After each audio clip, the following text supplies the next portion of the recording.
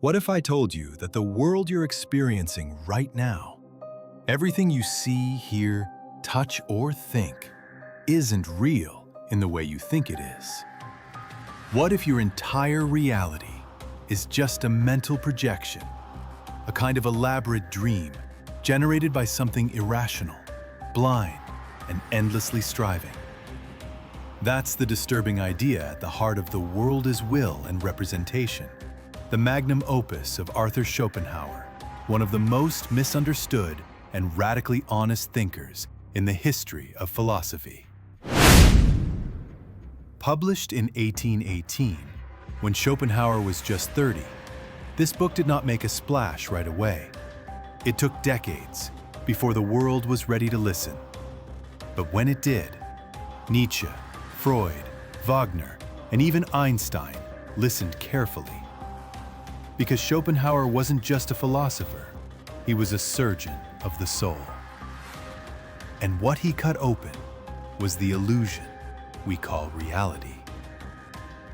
Let's start with the title, The World as Will and Representation. Two words, will and representation, that unlock the whole system. For Schopenhauer, the world is divided in two. First, there is the world as we experience it, what he calls representation. This is the world of appearances, trees, colors, cities, emotions, thoughts. It's the world you see out your window and inside your mind. But this world is not the thing in itself.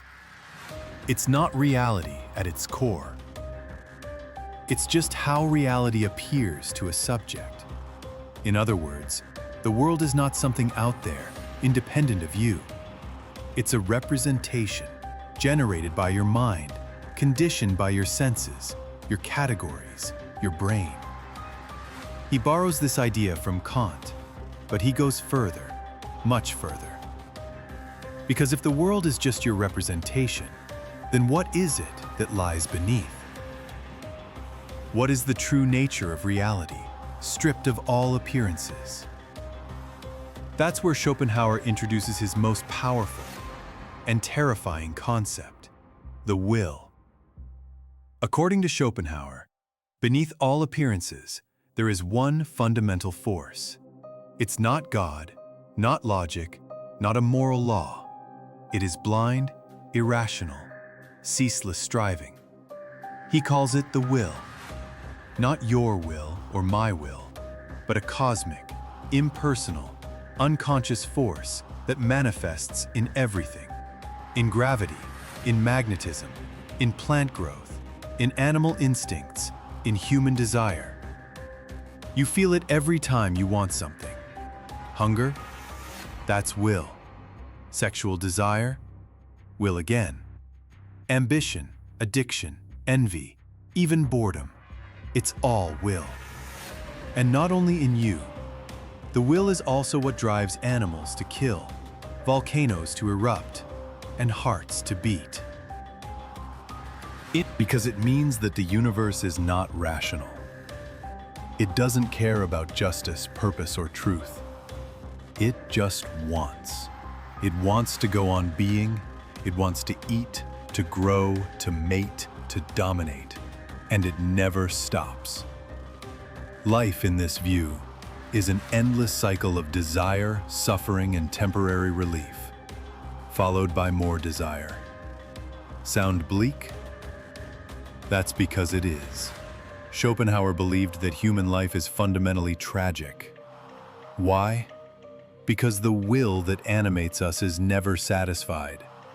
We are constantly pulled by desire, and even when we achieve what we want, we soon grow bored and start craving something else. Fulfillment is a mirage. The moment we grasp it, it disappears. Worse still, we are not free.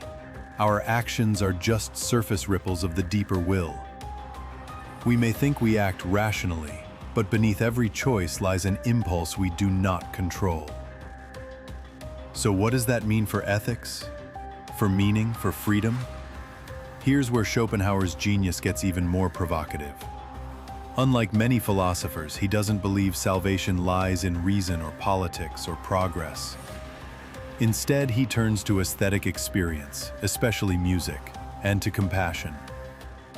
When we engage with art, when we lose ourselves in a painting, a piece of music, or a beautiful landscape, we briefly step outside the chain of desire.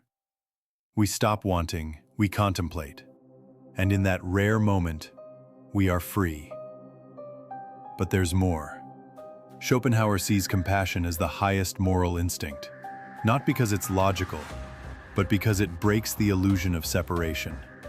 When I feel your pain as my own, I glimpse the deeper truth that we are all manifestations of the same will, suffering in different masks. This leads him toward an ethic of renunciation, not unlike Buddhism. The ideal life for Schopenhauer is not one of wealth or fame, but one of self-denial, asceticism, and quietude. Not because he hates life, but because he sees through it. He knows the game, and he refuses to play. Now let's be clear.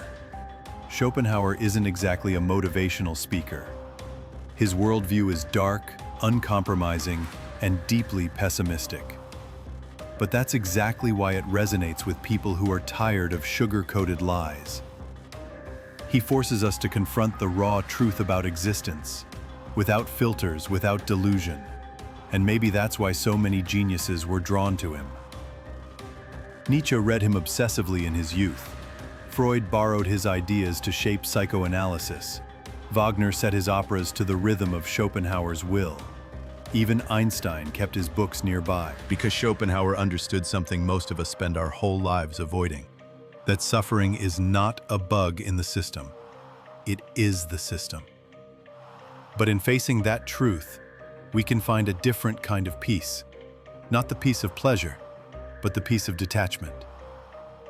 So, what can we take from the world as will and representation today? First, that reality is not what it seems. Your world is not out there, but inside your mind. What you call the world is just your representation of it. Second, that beneath all things lies a force that is irrational, relentless, and indifferent to your plans, the will. You don't control it, it controls you. Third, that moments of beauty, of art, of love, of compassion, these are not escapes. They are glimpses of a deeper truth, and they might be our only way out.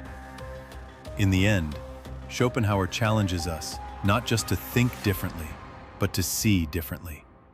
To recognize that behind the illusions of pleasure and progress, there is something darker, and maybe, strangely, more honest.